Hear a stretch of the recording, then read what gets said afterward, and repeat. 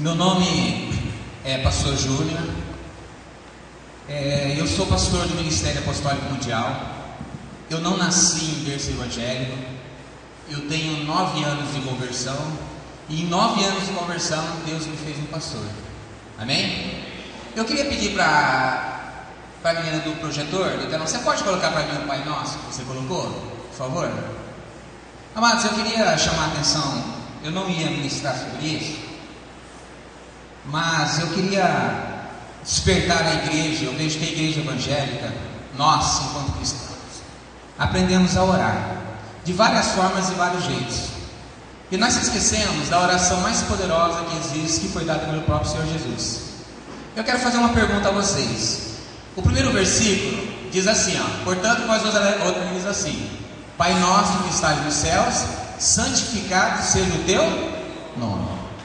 Aí me surge uma pergunta: por que Deus pede para que nós oramos pedindo que o nome dele seja santificado?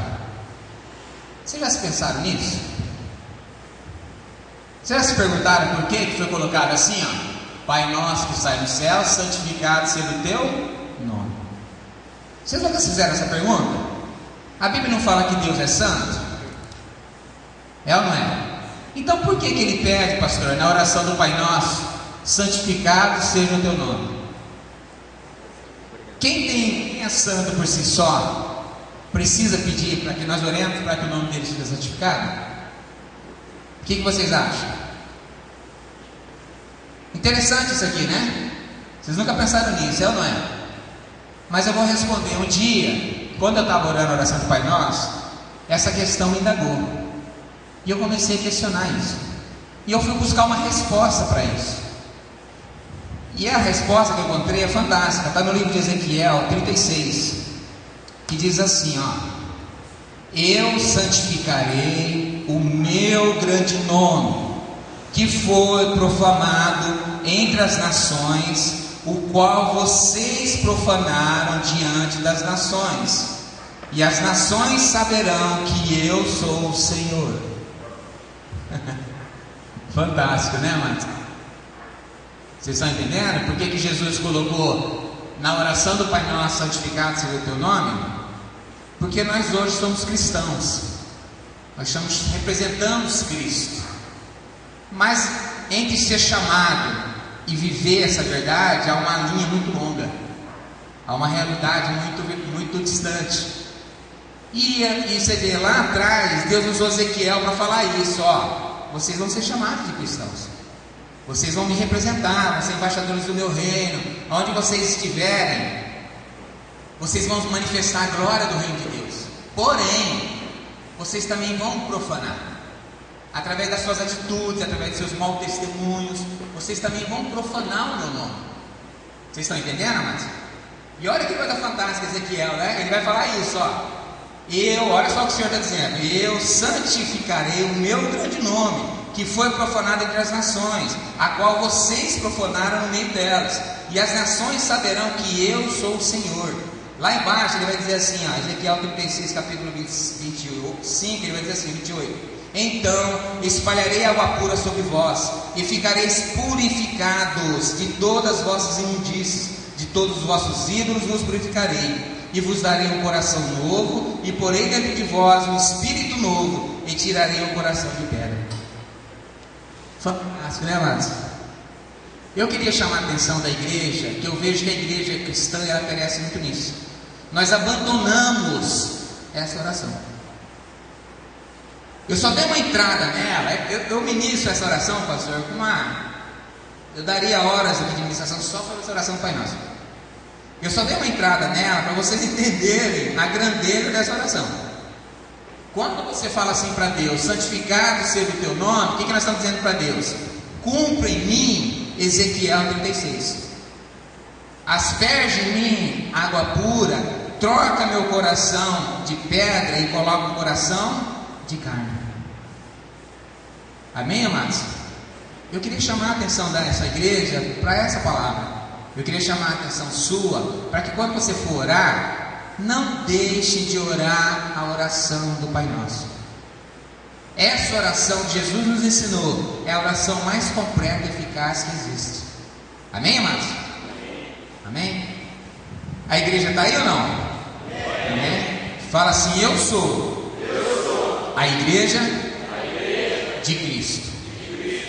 E as portas do inferno não prevalecerão contra essa igreja que sou eu. Outra pergunta para vocês. Já perceberam que eu gosto muito de... Eu sou professor de escola bíblica, então a gente tem essa linha. Deixa eu fazer outra pergunta para vocês. Eu gosto de que a igreja pense um pouco, porque nós somos uma geração de fast food, né? Nós gostamos de tudo pronto, tudo rapidão, entendeu? Mas nós temos que aprender a pensar, né? Pensa comigo o que vocês repetiram. Jesus, ele disse assim: vocês são a minha igreja, e as portas do inferno não prevalecerão contra ela, certo? É ou não é? Amém? Todo mundo conhece esse versículo, conhece? Agora eu quero te fazer uma pergunta. Porta é um instrumento de ataque ou de defesa? Vamos atacar. Aí pega uma porta dessa aqui, você pega a porta, sai correndo e ataca uma pessoa. Responde, amado. Porta é objeto de ataque ou de defesa? Amém. E Jesus está dizendo assim, ó: as portas do inferno não prevalecerão. Amém? Então quem que está atacando nessa história? O inferno ou nós? Responda, amado. Vocês vão ver. Nós estamos atacando. Você não perceberam isso, amado? No dia que eu li esse texto também, eu fiquei pensando: peraí, por que Jesus comparou uma porta? Porta não é objeto de ataque, é objeto de defesa. Então quem está no ataque somos nós, não é o inferno que está nos atacando. E por que a gente se abate tanto, se acovarda tanto, né? A gente se diminui tanto? Amém, amado? Entenda uma coisa: quem ataca é você, não é o inferno, não é o diabo que está atacando sua vida, amém? Quem é poderoso nessa história, quem não vai resistir ao nosso ataque, é as portas do inferno. Amém, amados? Então eu queria que você abrisse sua Bíblia. Tem uma palavra que Deus me deu essa noite. Fico feliz de pregar para jovens, amém? Uma igreja jovem é uma igreja de força, amém? Porque vocês são a geração do He-Man, né? Eu tenho a força, amém? Abre sua Bíblia no livro de 2 Reis 4, amém? Nós vamos falar um pouquinho sobre discipulado. Amados, entenda uma coisa também que eu quero que vocês entendam algo. Jesus disse assim: ide e fazei. Vocês sabem o que é um discípulo? Vocês entendem o que é ser um discípulo? Vou ilustrar para vocês entenderem. Por isso que eu gosto de igreja jovem. Os jovens são mais... A gente gosta daqueles filmes de Shaolin, lembra? Shaolin, Bruce Lee. Tem sempre o mestre e o discípulo, não tem? É ou não é?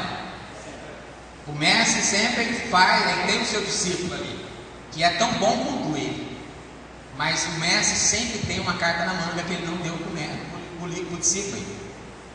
Mas tudo que o mestre faz, o discípulo também faz. Não é assim que a gente vê nas histórias em quadrinhos, nos filmes?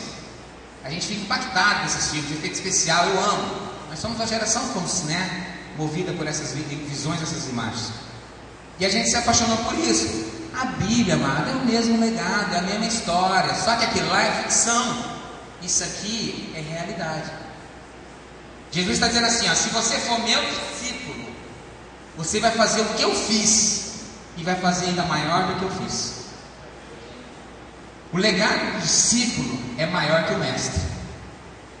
Guarda isso na sua cabeça. O legado de um discípulo é maior que o mestre. Amém, amados? Só para vocês entenderem, Deus, a Bíblia fala que Deus é espírito. Deus não tem matéria, certo? Ele não tem corpo presente, ele não tem um corpo físico. Deus em Jesus, em discípulo de Jesus, ele foi além. Ele se carnalizou. O verbo se fez carne, ele se materializou. Jesus sentiu na pele, enquanto Deus, o que é ser um ser humano. Jesus teve fome, teve sede, se cansou. Então Jesus experimentou sensações de nós humanos, muito além do que o próprio Deus, o Pai dele, enquanto Espírito. Amém? Então o legado do discípulo é sempre ir além. Vocês estão entendendo? Se você entender isso, você não tem dimensão de onde Deus pode te levar. Eu quero ler, eu vou dar entrada num versículo, nós vamos estar desviando. Eu acho que a gente nós vamos celular como pastores e líderes. Aqui eu vou narrar um pouquinho a história de um personagem para mim, que eu oro a Deus que Deus me desse um discípulo desse. Nós vamos contar um pouquinho da história aqui de Eliseu e de Elias. Vocês conhecem Elias, um grande profeta, um homem que trazia fogo do céu, um homem que sozinho, ele chega diante de uma nação totalmente idólatra. Ele fala assim: ó, o negócio é o seguinte, junta todo mundo aqui na praça do rádio, vem os espíritas, macumbeiros, catar, todo mundo aí. Vamos fazer o seguinte, eu vou fazer um desafio com vocês. Nós vamos ver quem que é Deus nessa parada aqui, né? Vocês vão levantar o altar de vocês aí, e eu vou levantar meu altar aqui. E vocês vão invocar o Deus de vocês, eu vou invocar o meu Deus. Aquele que mandar fogo vai ser o Deus de verdade. Amém? Simples aposta. Todo mundo topa, todo mundo topa. Aí você imagina, amado, veio bispo, arcebispo, padre, veio candomblé, muçulmano, budista, islamista, o que você imaginar? Se reuniram na praça do rádio, e você lá, todo na sua. Vai lá, cada um faz uma fogueirinha aí, como fez a fogueirinha, entendeu? Vamos lá, olha lá, começa aí, budistas. Os budistas mandaram ver, e nada. Vamos lá, islâmicos, os islâmicos, nada. Vamos lá, os católicos, nada. Os espíritas, vamos lá, nada. Pensa nesse cena, pensa nesse quadro. E esse cara era tão interessante, ele era tão jovem como você e eu, que ele sentou num canto e ele ficava observando a cena. Você imagina assim, ele olhando assim, aí o cara lá, né, fazendo terço, acendendo vela sétimo dia para invocar o poder, né? E ele olhando. Aí ele falava assim: grita mais alto, né? De repente seu Deus está dormindo, né? De repente ele saiu para comer pizza. Grita mais alto, ele não está te ouvindo. Ele era tão jovem quanto eu e você, ele tinha tanto bom humor que ele estava brincando com os caras. Quando ele passou a noite inteira, os caras tentando que o Deus deles mandasse fogo do céu para consumir o altar, para provar quem que era Deus de verdade, nada aconteceu. Aí ele olha para aquele pessoal e fala assim: vocês cansaram? Cansaram. Posso? Agora é minha vez? Agora é minha vez. Ele levanta, ele faz uma oração de 1 minuto, de 25 palavras, e ele fala assim: Deus, só para provar que o Senhor é Deus, manda fogo do céu e consome esse holocausto. Não, aí para piorar a situação, você vê que ele é um jovem prepotente. Na época, estava em sequidão na nação de Israel, não chovia há muito tempo, ele mandou piorar a situação. Ele falou: faz o seguinte, eu não vou nem arriscar para você não falar que eu estou com armação. Vai que alguém fala assim: ah, passou o cara e jogou um tubo de cigarro e pegou fogo na fogueira. Pode molhar, joga água aí, e sopa aí o altar de madeira. Imagina isso aqui de madeira, amado, e o pessoal, eu vou mandar Deus queimar isso aqui. Aí para piorar a situação, você estuda aí. Fala: esse pastor está com lorota, queimar isso daí. Aí depois eu falo, para piorar a situação, eu falo assim: pega a balde d'água e molha isso aqui tudinho, charque de água, charque isso daqui. Aí vocês: esse cara vai fazer bafão. E joga água aí, entendeu? Isso aqui fica cheio, vira uma piscina. Aí eu faço uma oração de 25 palavras de 1 minuto. Deus manda fogo do céu e consome o seu carro. Esse é o cara que nós estamos falando. É um homem chamado Elias. Ele só fez isso com quase 1000 sacerdotes, 1000 profetas, 1000 adoradores de outros deuses. Amém? Ele tinha um menino, um discípulo que seguia ele, um outro menino mais acusado e mais ousado que ele. Interessante, eu gosto disso que a Bíblia fala. Na visão celular nós aprendemos uma coisa: quem ata e desata é o líder. Aprenda isso: quem ata e desata é o líder. Todo líder ele vai gerar discípulo igual a ele, talvez melhor. Se o líder é arrojado, o discípulo vai ser arrojado. Se o líder é de fé, o discípulo vai ser de fé. Porque o discípulo o que é? Ele vai se espelhar no líder. Você é um exemplo para ele, você é uma referência para ele. E ele arrumou um guri mais doido que ele ainda, um menino chamado Eliseu. O menino era tão impactado, tão fundamentado na vida desse cara, ele era tão discípulo mesmo, que um dia ele falou pro líder dele assim, falou: ó, líder, o negócio é o seguinte, eu admiro tanto o seu trabalho, admiro tanto quem o senhor é, eu reconheço tanta unção que está na sua vida, que é o seguinte, né? Eu quero o dobro que o senhor tem. Se o senhor mandou queimar o fogo do céu, o altar do céu, eu quero o dobro disso daí. E o que acontece, amados? O líder, para testar ele, fala assim: ó, grande coisa você me pediu, porém eu vou te falar uma coisa: Se você vê eu ser arrebatado, isso vai acontecer com você. Se uma carruagem de fogo do céu descer, tipo, me pegar e me levar, isso vai ser lidado. Mas aí eu fico pensando, você ouviu uma história dessa de um líder seu. Você caminha com uma pessoa, admira essa pessoa, crê que ela é um homem de Deus. Aí você chega perto, depois um de vocês chega para o pastor e fala assim: pastor, eu admiro o senhor é um homem de Deus, eu quero caminhar na linha do senhor, eu quero receber o que o senhor recebeu, eu quero fazer o que o senhor faz. Aí o pastor, você pensa que o pastor fala: amém, filho, vai ser recebido, Deus vai me dar, O pastor pega e piora. Ele olha para você e fala assim: filho, você pode até receber, não é bem comigo isso daí. Mas se você me ver ser arrebatado no céu, vai descer uma carruagem de fogo, vai me pegar, um disco voador hoje, vai ficar mais moderno na nossa imagem. Se uma hora estiver lá na frente, descer o disco voador, pegar e me levar, aí você vai receber tudo que você me pediu. Pensa nisso, amados. É uma prova de fé, não é? Você não concorda comigo? E o que acontece? Esse menino segue esse líder é ameaçado de morte, e onde ele andava, esse líder chega para o seu discípulo e fala assim: não entre aqui comigo que eu estou para morrer, se você entrar comigo eles podem matar nós dois, nosso ministério acaba. Ele falava assim: não senhor, viva a tua alma e viva o nosso Deus, mas se o senhor vai entrar, eu vou entrar, porque vai que o senhor é arrebatado e eu perco a minha bênção. Você imagina, mas sabe o que eu fico pensando? Quando ele ia no banheiro, eu imagino Eliseu assim, o banheiro aqui, Eliseu lá no banheiro, fala assim: ó te vendo, tô te cuidando. Entendeu? Porque ele cria tanto na unção que estava sobre o líder, que a proposta era ele ver o líder ser arrebatado com a carruagem de fogo. Então ele sabia que ele só podia receber isso se isso se cumprisse, se isso acontecesse. Então qual era a proposta aqui? Ele não poderia perder o líder de vista. Amém, amados? E vocês conhecem a história. O profeta Elias fez 7 milagres. Eliseu fez 14 milagres.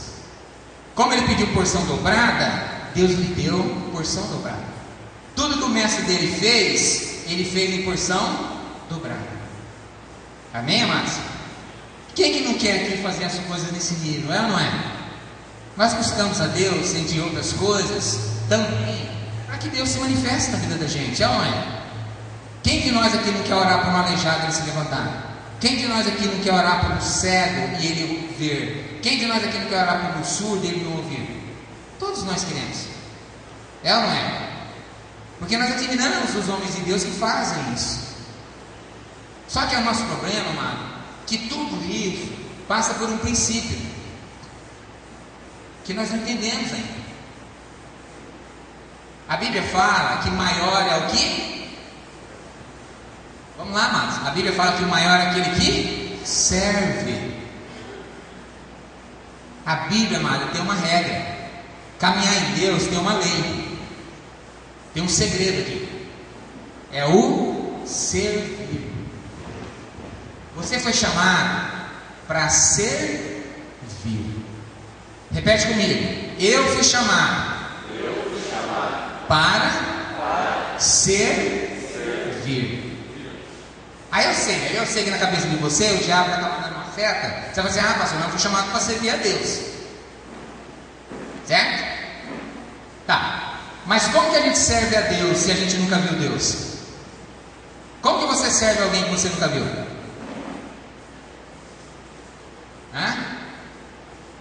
Por que a marido serve a mulher e a mulher serve o marido? Porque eles estão casados, fizeram um voto de servir-se um ao outro e ambos se veem, não é? Então como você pode falar para mim que você quer servir a Deus se você nunca viu Deus? Você não concorda? Aí quem a gente vê, a gente não consegue servir. Porque eu sei, amado, que hoje, nessa linguagem nossa, as pessoas falam isso: não, pastor, é muito equívoco, nós temos que servir a Deus e não aos homens. Aí eu fico pensando, falo: peraí, eu nunca vi ninguém. Isso aí, amado, só acontece no espiritismo, que a pessoa vai lá e mesmo assim o demônio se imposta de alguém, se materializa no corpo de uma pessoa, dá o comando para aquela pessoa que o quer servir, para que ela faça aquilo que ele está pedindo. Mas ele precisa ver o demônio dentro do corpo de uma pessoa, não é assim? Porque se aparecer só um fantasma para uma pessoa e pedisse assim: eu quero um bezerro, mata o bezerro para mim que eu vou fazer sua mulher se apaixonar por mim, você acha que você faria isso? Não.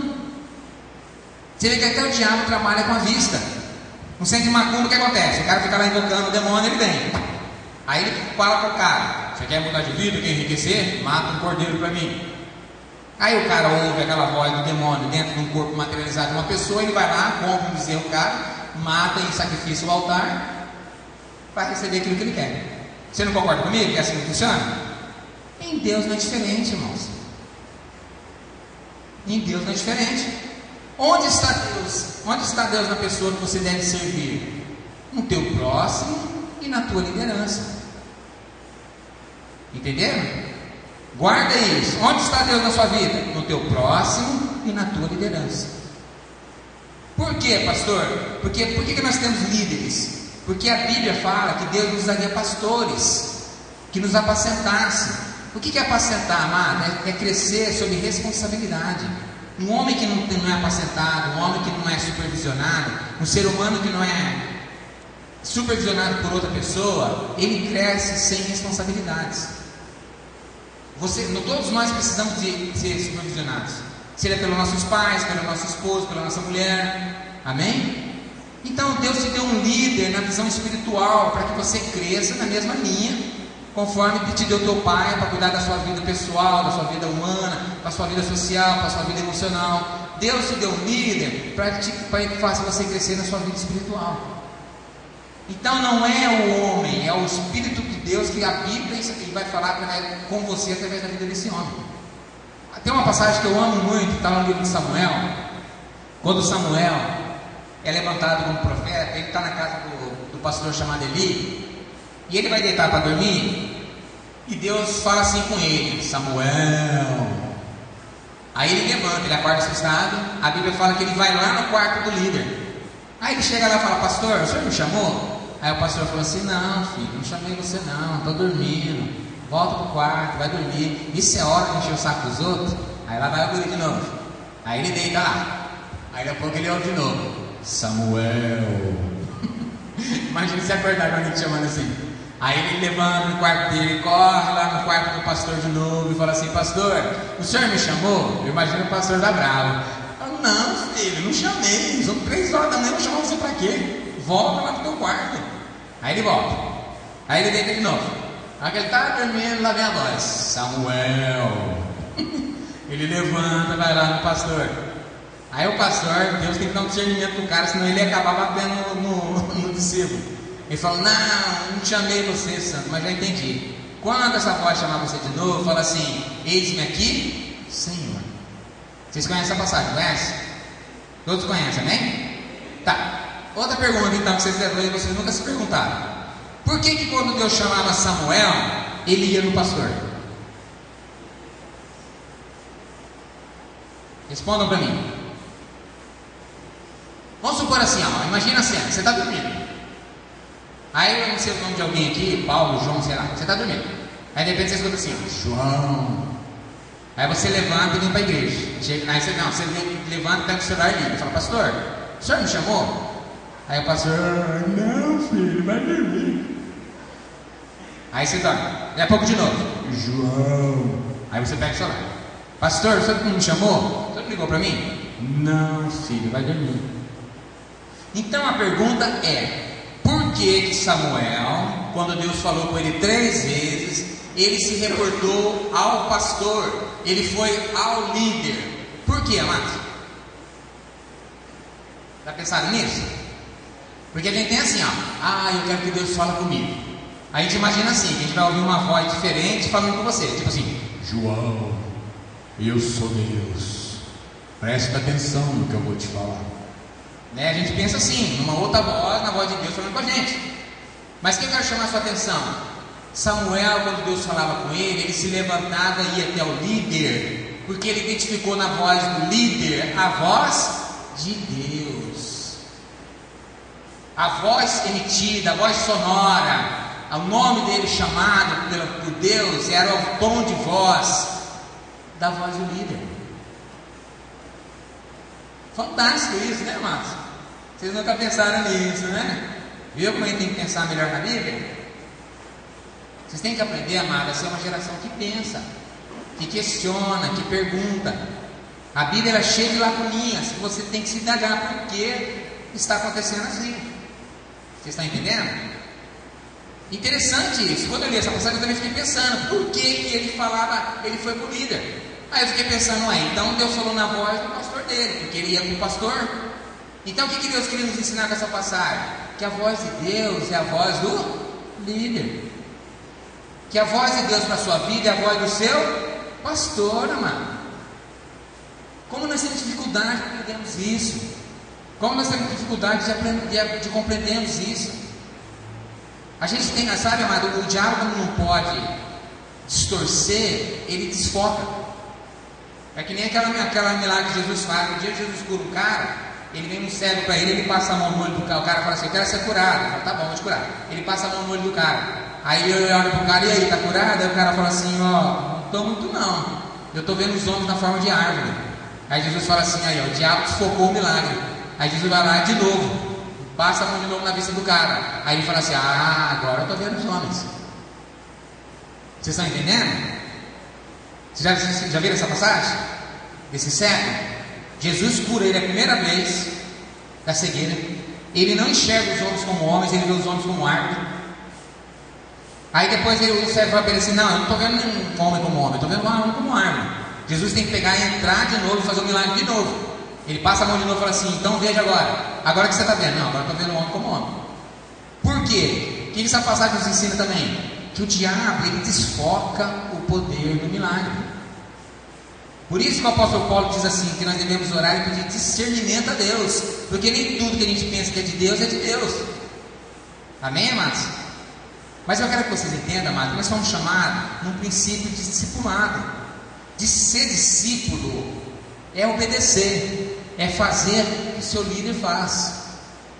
Amados, só para dar um testemunho, eu não gosto muito disso, mas eu tenho 9 anos de conversão.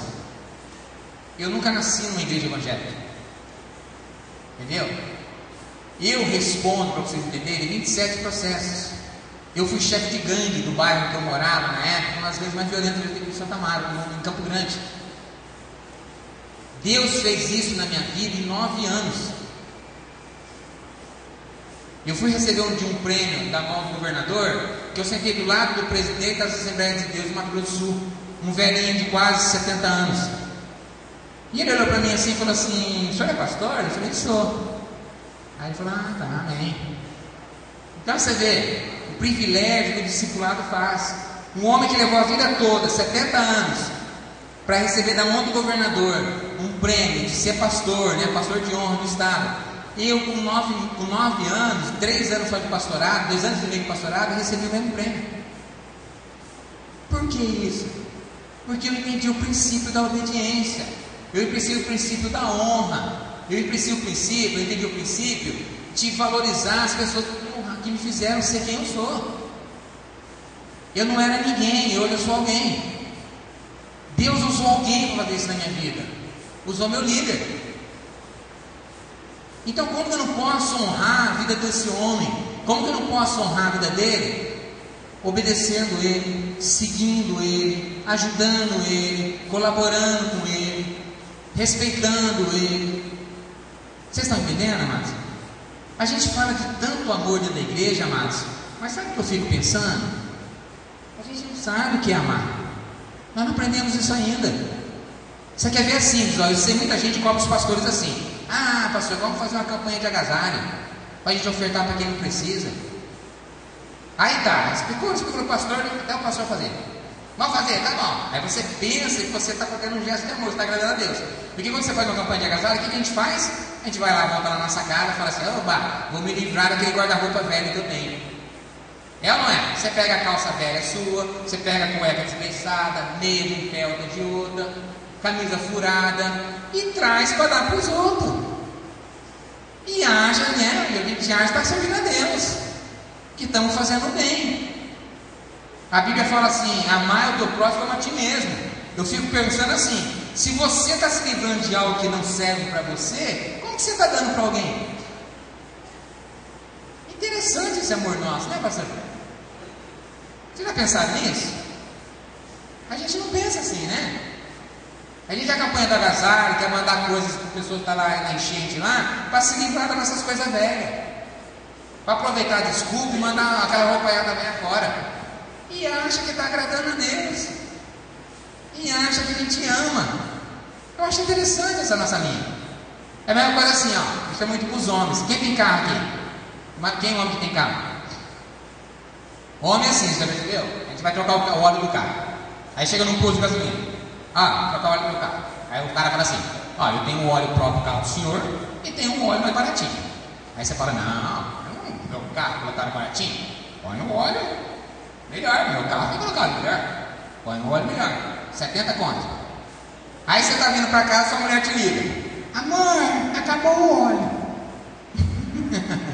Olha o problema do óleo. Aí nós vamos no mercado. Chega lá, entramos na seção de óleo. Aí a gente passa pelo azeite, R$17, está amarrado, 17 conto um azeite. Aí a gente passa e vai lá no lailão velho e compra R$2, sei lá quanto que está isso daí. Quer dizer, só para sintetizar a historinha, o óleo do nosso carro tem que ser o melhor. E o óleo da nossa família, das pessoas que nós dizemos amar, tem que ser o pior. Pensa nisso. Pensa nisso, amor. E você vai entender que a gente precisa crescer e aprender muito essa questão. Nós amamos a coisa e usamos as pessoas. Quando na verdade, ao contrário, devemos usar as coisas e amar as pessoas. Quem merece o maior investimento é a pessoa que está do seu lado. Quem merece o maior investimento é quem Deus tem usado para abençoar a sua vida. Pensa nisso. Isso é evangelho. Isso é conversão. Amém, amados? Vamos ler um pouquinho da palavra? Não sei porque que Deus mandou fazer essas coisas, amém? Mas vamos lá. Todo mundo abriu sua Bíblia? Amém? Queria que você colocasse a mão na sua Bíblia assim e falasse assim, ó: eu sou o que a Bíblia diz que eu sou. Eu posso o que a minha Bíblia diz que eu posso. Eu tenho o que a minha Bíblia diz que eu tenho. Se você acredita nisso, dá uma salva de palmas ao Senhor, amém?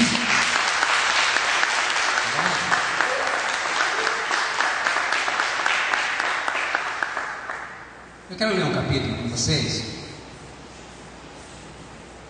2 Reis 4, amém? Vamos ler. E uma mulher das mulheres dos filhos dos profetas chamou Eliseu dizendo: meu marido, teu servo morreu, e tu sabes que o teu servo temia o Senhor, e veio o credor a levar-me e os meus 2 filhos para serem servos. E Eliseu lhe disse: o que te hei de fazer? Declara-me o que tens em tua casa. E ela disse, tua serva: não tenho nada em casa, senão uma botija de azeite. Então disse ele: vai, pegue para ti vasos emprestados a todos os teus vizinhos, vasos vazios, não poucos. Então você entra, fecha a porta sobre ti, sobre os teus filhos, deita o azeite, todos aqueles vasos, e põe parte o que estiver cheio. Partiu, pois, ela, fechou a porta sobre si e sobre seus filhos, e lhe traziam os vasos, e elas os enchiam. E sucedeu que, cheios que foram os vasos, disse seu filho: traze-me ainda um vaso.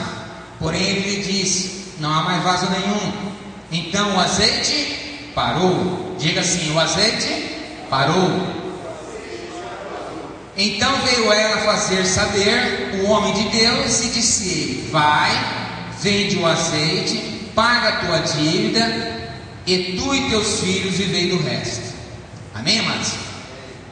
Então vamos lá.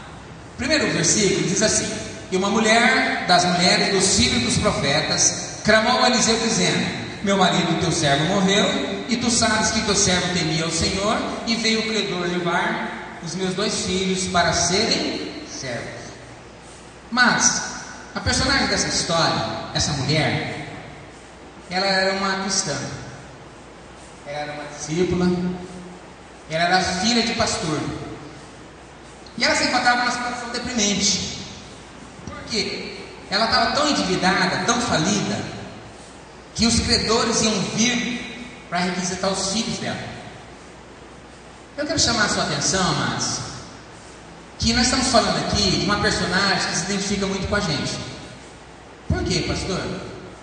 Porque muitos de vocês que aqui estão, eu não sei, talvez, mas tenho quase certeza que muitos que aqui estão têm muito tempo de igreja. Alguns são filhos de pastores, alguns são conhecedores da palavra, né? Muito tempo vocês estão dentro da igreja, e talvez vocês se encontrem na situação que essa mulher se encontra, mesmo conhecendo a palavra, mesmo sendo filho de pastor, mesmo tendo dentro de um ministério, dentro de uma igreja, você se encontra numa situação de endividamento. É isso que a história está sendo narrada. E o que ela está fazendo aqui? Ela vai ter uma conversa com o líder dela, com o pastor dela. E o pastor dela fala algo interessante para ela. Fala assim: mulher, o que você tem na sua casa? Eu aprendi uma coisa com Deus, amados. Tudo que nós pedimos para Deus está mais perto de nós do que você imagina. Toda a solução de Deus para a sua vida já está do seu lado. Você sabia disso? Deus já te deu tudo que você precisa. A solução para o seu problema está do seu lado. Só que você não percebeu ainda. A gente não consegue enxergar essas coisas, porque isso só pode ser nos dado, nos revelado através de Deus, através do discernimento do Espírito. Por isso, amado, que a gente tem que orar e jejuar. Você lembra daquela passagem também, quando o próprio Samuel foi mandado para morrer? Desculpa, né, Samuel? O filho foi mandado para morrer. O descendente de Abraão, Abraão tinha 2 mulheres. A amante dele teve um filho com ele. Ele, para se livrar dessa situação que a mulher verdadeira cobrava a ele, ele deu um decreto de morte na vida da mulher e do filho dele, mandando os dois para o deserto, só com um copinho d'água e um pedacinho de pão. Ela chega no deserto, começa a chorar, a clamar a Deus, porque eles iam morrer ali. Deus, no instante que ela ora, o filho chorava num canto e ela chorava no outro canto. No momento que ela chorava e clamava a Deus, que ela orava, a Bíblia fala que quando ela abriu os olhos, havia um poço no meio do lado dela. Amado, um poço no meio do deserto. Você está milionário. Você está rico. Você está entendendo? Agora você for lá para o Nordeste, uma região de seca, você bater enxada no quintalzinho e jorrar uma água, você achar uma fonte de água ali. O que vai acontecer numa cidade onde a maior escassez é água? Você está com a maior riqueza da terra.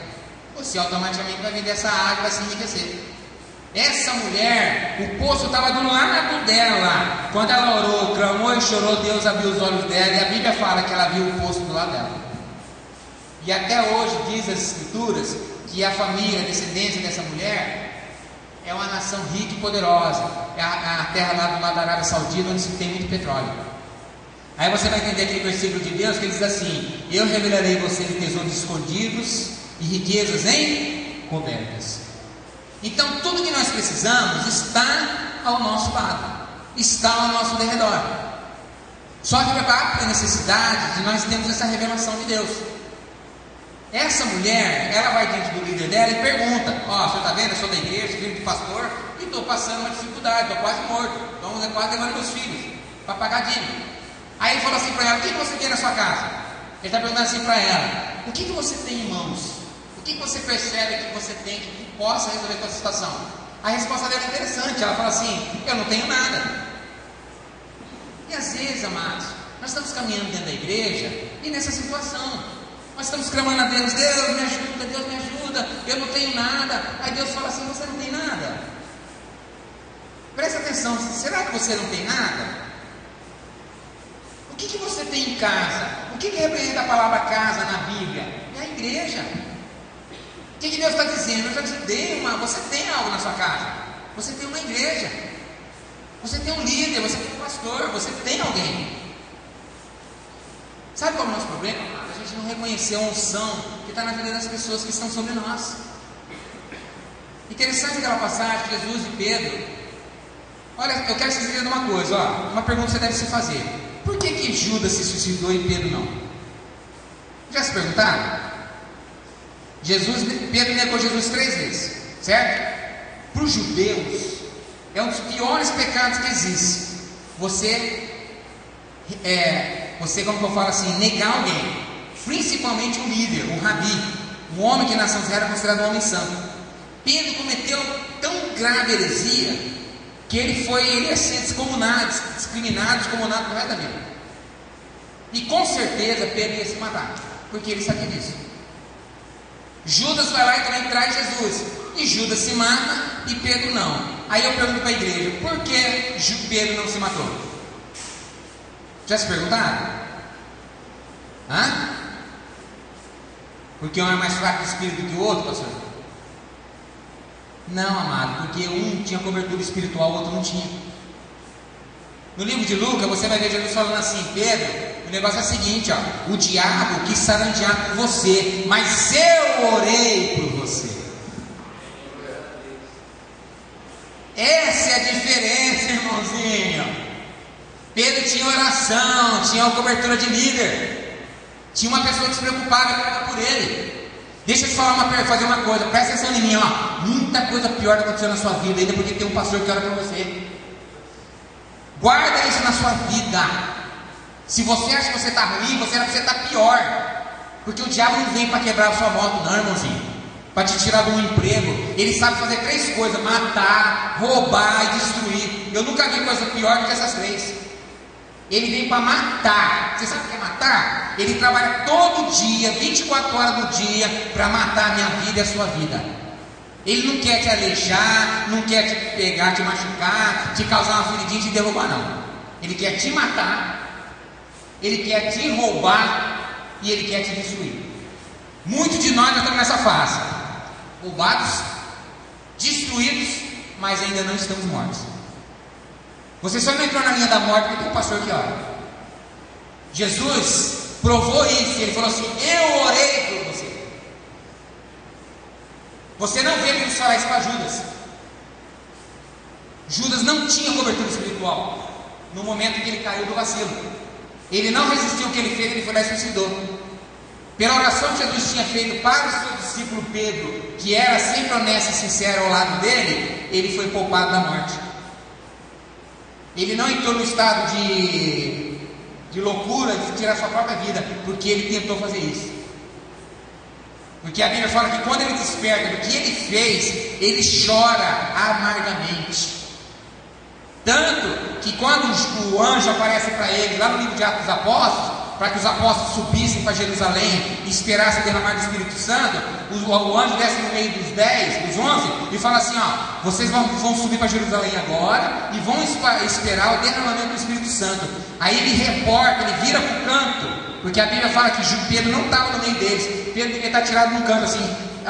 Pelo que você lê, a Bíblia, o anjo fala assim, ó, inclusive você, Pedro, porque Pedro já não estava lá no grupo. Ele já se sentia fora do grupo, pela traição dele. Mas por causa da oração do líder, amado, ele foi poupado da morte. Põe uma coisa na sua cabeça: você era para estar morto. Muitos de vocês aqui, ó, vocês só não estão, porque você tem um líder que ora. Aí eu te pergunto: que valor você tem dado por isso? Que honra você dá ao seu líder, ao seu pastor? Eu não sei o que vocês fazem aqui, mas nós temos um princípio na igreja. Nós temos na nossa igreja um princípio chamado oferta sacerdotal.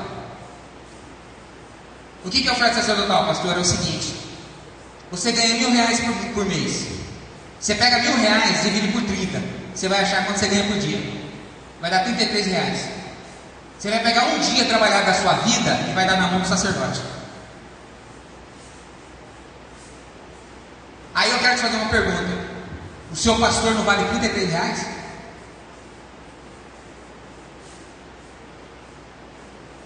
Pensa nisso. Muitos de nós vamos sair daqui, ó, vamos torrar 50 anos na esquina, comendo chupetinho e comendo pizza. Agora, quem zela pela sua vida não vale R$33? Você vai me desculpar, amado, eu falei isso nos discípulos, quem não vale é vocês. Porque se você caminhar com uma pessoa que cuida de você, que zela por você, e não valer R$33, você me perdoa. Porque a gente, esse negócio de ficar batendo nas costas, eu te amo, amor não enche barriga de ninguém. Amor, ele tem que ser expressão de manifestação de prática. Você pode ver, a gente fica falando para a esposa, eu te amo, mas na hora que a mulher precisa de um dinheiro, você não dá. Na hora que a mulher fala assim, amor, dá um dinheiro para me arrumar o cabelo, aí você fala, gastar com o cabelo. Ai, que amor é esse? Que raio de amor é esse que nós falamos? Na hora que você precisa mostrar o amor, ó, não tem. Vocês estão entendendo, amados? Nós temos que ter uma igreja que não está dando essa linha de maturidade. Porque se nós não damos valor, amado, numa pessoa que está nos ajudando a ser quem nós somos, como que nós vamos ter a vida lá fora? Eu fico me perguntando disso. Eu vejo as igrejas orando, Deus da vida. Deus fala assim, filho, eu te dei uma vida. E você não está valendo ela?